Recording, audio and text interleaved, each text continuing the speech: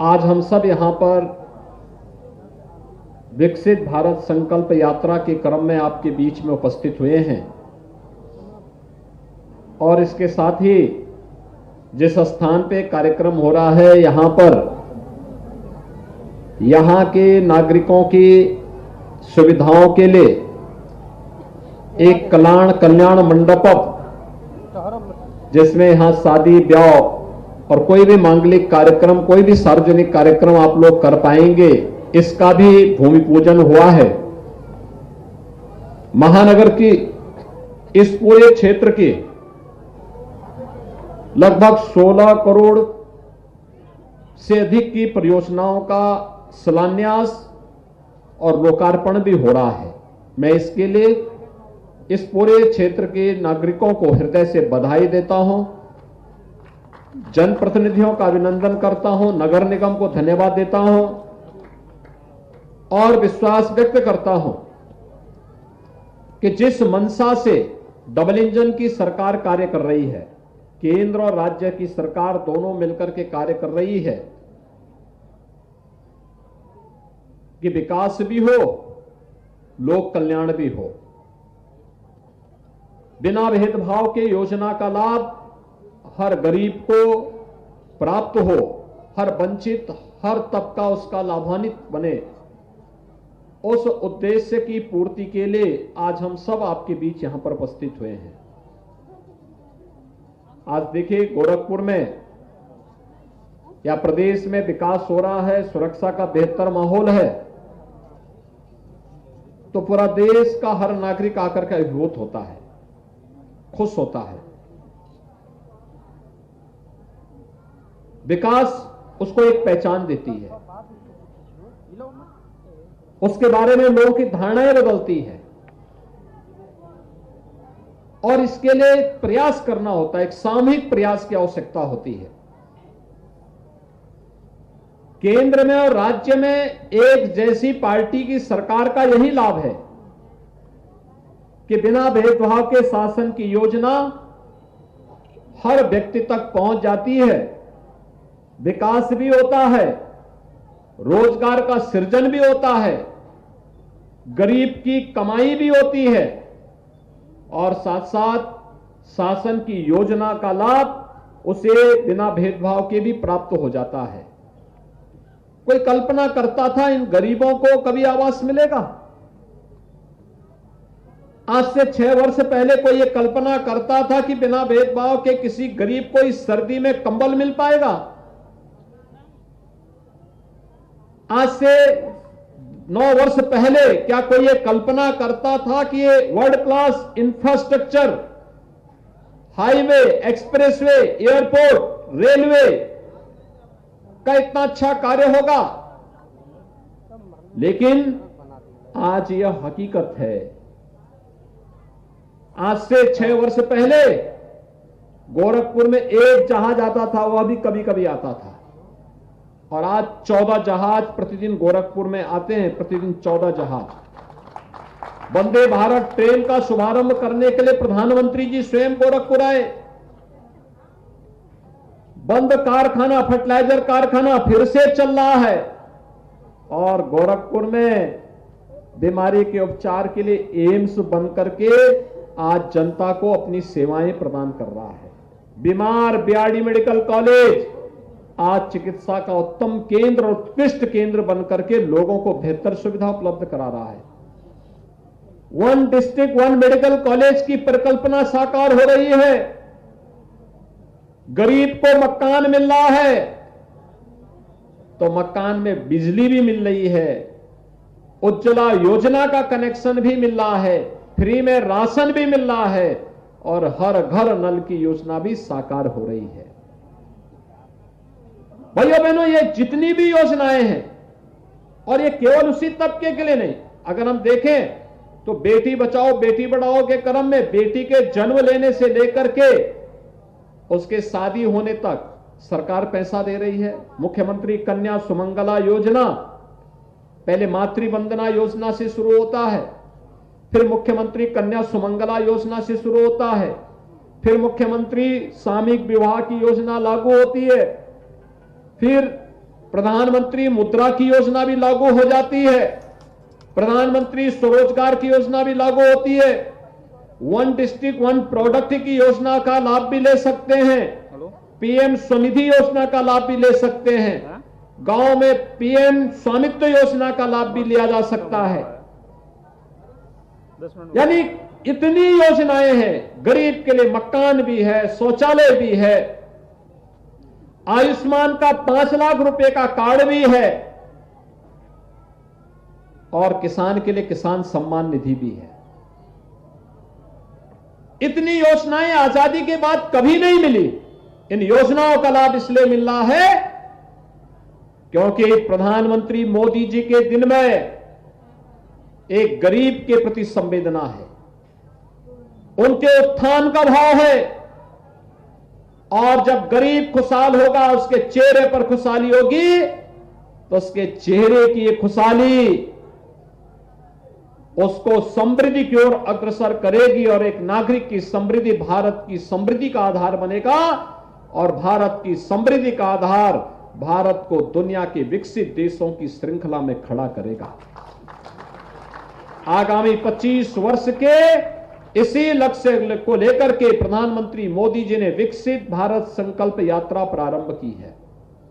भाइयों बहनों, विकसित भारत संकल्प यात्रा जिसको लाभ मिला है वह मंच पर आकर के बोले कि मुझे इस योजना का लाभ मिला है। जिसे नहीं मिला है उसका रजिस्ट्रेशन हो और उसको आने वाले समय में योजना का लाभ दिलाएंगे।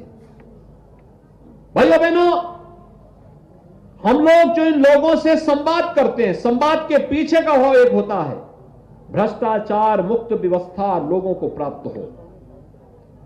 अगर उसके लिए पैसा दिया जा रहा है, उस गरीब को हर हाल में इस योजना का लाभ मिलना ही चाहिए। यह संकल्पित होकर के जब कार्य किया जाएगा तो इसके परिणाम आएंगे। इसीलिए हम लोग जगह जगह जाकर के लोगों से पूछते हैं कि ये सब मिला है ना, और जब वो कहता हां मिला है, तब हमें खुशी होती कि चलिए दिल्ली या लखनऊ से जो सामान भेजा गया था, जो योजना भेजी गई थी, योजना गरीब को मिल रही, इसका मतलब हमारा प्रयास सफल हुआ। और भाइयों बहनों, अगर सफल प्रयास हुआ है तो फिर उससे ज्यादा खुशी और हम लोगों को और क्या हो सकती है। और उसी खुशी के साथ हम सब यहां पर आए हैं, एक तरफ योजनाओं का लाभ देने के लिए और दूसरी तरफ आप लोगों के लिए और ढेर सारी योजनाओं की सौगात देने के लिए। जैसे यहां पे कल्याण मंडपम का शिलान्यास हो रहा है। एक कल्याण मंडपम, इसका मतलब है यहां पे कोई भी मांगलिक कार्यक्रम हो, शादी ब्याह का कार्यक्रम हो, मुंडन का कार्यक्रम हो, कोई पार्टी देनी हो, कोई बैठक करनी हो, उसके लिए कल्याण मंडप आपके लिए उपलब्ध रहेगा। नगर निगम के द्वारा इस कार्य को प्रारंभ किया जा रहा है। लगभग 1,90,00,000 रुपए की लागत से एक बड़ा हॉल होगा, 4 कमरे नीचे होंगे, 4 कमरे ऊपर होंगे। पूरे परिवार के साथ उस दौरान आप वहां पर आकर के अपने अतिथियों को भी टिका सकते हैं और कार्यक्रम को सकुशल संपन्न करके, साफ सफाई करके, फिर चाबी हैंड ओवर करके फिर आप अपने घर में को प्रस्थान कर सकते हैं। यानी इतनी अच्छे कार्यक्रम। और ये केवल यहीं पे नहीं, अभी सूरजकुंड में हम देने जा रहे हैं, नतमलपुर में हम देने जा रहे हैं, आपके मोहरीपुर और बरगदवा में इसको देंगे, फिर राप्ती नगर की तरफ देंगे, इधर राम जानकी नगर की तरफ देंगे। शहर के अलग अलग कोने में हम इस सब जगह इस प्रकार का एक कल्याण मंडपम दे रहे हैं। जो लोग महंगे होटल में नहीं जा सकते, महंगे मैरिज हॉल बुक नहीं करा सकते, उसको उसके घर के सामने सरकार अच्छी सुविधा से युक्त व्यवस्था देगी और एक कल्याण मंडपम उसी श्रृंखला का एक हिस्सा है। इसकी शुरुआत हो रही है। मैं आप सबको बधाई देता हूं। आने वाले समय में जब ये बनेगा तो आपको एक बहुत अच्छा केंद्र मिलेगा जहां पर आप अपने कार्यक्रमों को कर पाएंगे। लेकिन जब सुविधा मिलती है तो उसको हमें संरक्षण भी करना चाहिए, उसकी सुरक्षा भी करनी चाहिए। एक तरफ इसकी शुरुआत हो रही है और दूसरी तरफ यहां की सड़क, यहां की जल निकासी, यहां के सीवर, इन सब के लिए भी हम लोग कार्य कर रहे हैं। भाइयों बहनों, आज एक नए भारत का नया उत्तर प्रदेश है, तो नए उत्तर प्रदेश के नए गोरखपुर का दर्शन भी लोग कर रहे हैं। इसका लाभ भी मिल रहा है। आज सूरजकुंड धाम में देखो कितना अच्छा काम हुआ है। मानसरोवर में जाके देखो, मानसरोवर मंदिर में पहले कितना जर्जर था, कितनी गंदगी रहती थी। आज वहां भव्य मंदिर बन गए, सरोवर बन गए, लोग परिवार के साथ जाकर के दर्शन करने जा सकते हैं।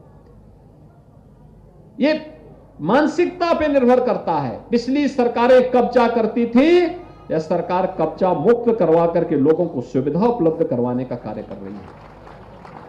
पिछली सरकार अराजकता और गुंडागर्दी को प्रश्रय देती थी, यह सरकार अराजकता और गुंडागर्दी से मुक्त एक सुरक्षित माहौल प्रत्येक नागरिक को उपलब्ध करा रही है। और भाइयों बहनों, उसी उद्देश्य से आज मैं गोरखपुर के अंदर विकसित भारत संकल्प यात्रा के इन कार्यक्रमों में सहभागी बन रहा हूं। हम लोगों ने सुबह 2 बड़े परियोजनाओं को भी गोरखपुर में विकास की ओर देखा है। एक फर्टिलाइजर में एक सैनिक स्कूल बन रहा है। आप सोचिए, गोरखपुर में सैनिक स्कूल। पिछले दिनों सहजनवा में प्रधानमंत्री जी के कर कमलों से हम लोगों ने अटल आवासीय विद्यालय का लोकार्पण किया था। अटल आवासीय विद्यालय श्रमिकों के बच्चों के लिए, कोरोना कालखंड में जो बच्चे अनाथ हो गए थे उन बच्चों के लिए हम लोगों ने बनाया है। 15 एकड़ के क्षेत्रफल में उनके लिए आवासीय सुविधा भी है, स्टेडियम भी है, छात्रावास की सुविधा है, अच्छी पढ़ाई की व्यवस्था है, रहना खाना पहनना सब कुछ फ्री सरकार के स्तर पर। कंपटीशन में जाकर के भाग लीजिए, आपको सुविधा का लाभ वहां मिल जाएगा। उसकी 12वीं तक की पढ़ाई का सारा खर्चा सरकार उठाने जा रही है। और ऐसे 18 विद्यालय हम प्रारंभ कर चुके हैं और बहुत शीघ्र 57 नए विद्यालयों का शिलान्यास करने जा रहे हैं। आपने देखा होगा, अभी परसों हम लोगों ने 928 पीएम श्री विद्यालय का भी शुभारंभ किया है। ये पीएम श्री विद्यालय 1 से लेकर 12वीं तक गरीब के बच्चों के लिए सभी सुविधाओं से संपन्न ऐसे विद्यालयों के निर्माण के कार्यक्रम को आगे बढ़ाना है जो अब तक केवल कॉन्वेंट और पब्लिक स्कूल में दिखाई देता था। उससे भी बेहतरीन सुविधा के लिए भी नए विद्यालय बनाने की कार्रवाई हो रही है। भाइयों बहनों, शिक्षा किसी भी सभ्य समाज को आगे बढ़ाने का एक माध्यम बनेगा। ऐसे ही एक अनुशासित और सुशिक्षित युवा देश को प्राप्त हो। फर्टिलाइजर में एक सैनिक स्कूल के निर्माण का कार्य अंतिम चरणों में चल रहा है। गोरखपुर के बच्चों को उस सैनिक स्कूल में प्रवेश में प्राथमिकता मिल सकती है। आप अभी से अपनी तैयारी करिए और सैनिक स्कूल की पढ़ाई के माध्यम से अपने बच्चे के शानदार कैरियर के माध्यम से देश की सेवा के लिए अपने आप को समर्पित करिए। आज के इस अवसर पर इन ढेर सारी योजनाओं के लिए एक बार फिर से बधाई देता हूं। आप सबको खिचड़ी मेला और 22 जनवरी के अयोध्या के भगवान राम के भव्य मंदिर के लोकार्पण के लिए अभी से अग्रिम बधाई और शुभकामनाएं आपको देते हुए विश्वास करता हूं कि आप सब 22 जनवरी को अपने आसपास के मंदिरों में साफ सफाई करने के साथ अपने घर में अखंड रामायण का पाठ और राम नाम संकीर्तन का कार्यक्रम करिए। देव मंदिरों में और अपने घरों में दीपोत्सव का कार्यक्रम करिए। और फिर 22 जनवरी के बाद जब अवसर मिले तो अयोध्या का दर्शन करने के लिए आप अवश्य तैयारी करिए। इसकी व्यवस्था भी जरूर करेंगे। आप सबको मैं एक बार फिर से हृदय से बधाई देते हुए अपनी वाणी को देता हूं विराम। जय जय श्री राम।